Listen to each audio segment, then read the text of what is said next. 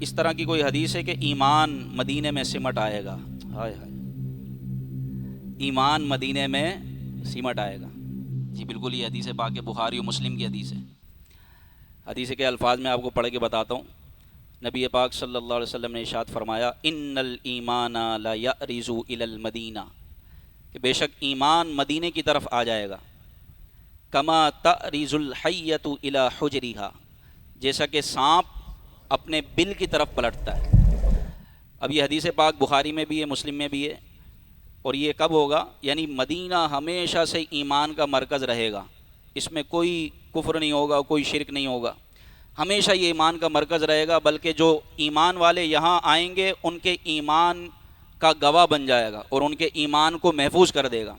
ہوگا یوں قیامت کے قریب، جب قیامت قریب ہوگی تو پوری دنیا میں جو ہے نا وہ آہستہ آہستہ کفر پھیلنا شروع ہو جائے گا اور گمراہی شروع ہو جائے گی، تو اہل ایمان جو مومنین ہوں گے وہ سب کے سب جمع ہو کر مدینہ منورہ کا رخ کریں گے کہ یہاں ایمان ہوگا۔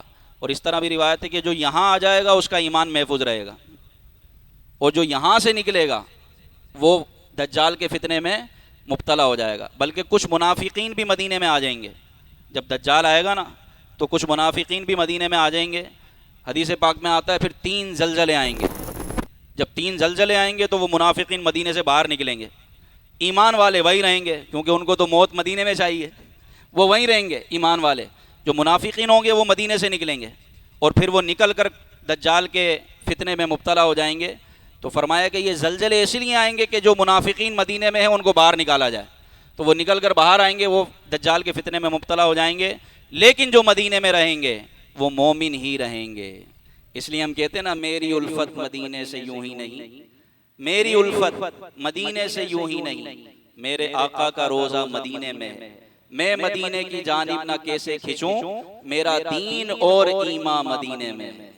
تو ابھی جو مدینے سے آئیں ان سے ذرا کیفیت تو پوچھیں، مدینہ چھوڑ کر آئیں، آنکھوں میں آنسو ہیں، سب سونا سونا لگ رہا ہے، مدینہ چھوڑ کر آ گئے۔ اللہ پاک ہم سب کو مدینے کی با ادب بار بار حاضری نصیب فرمائے۔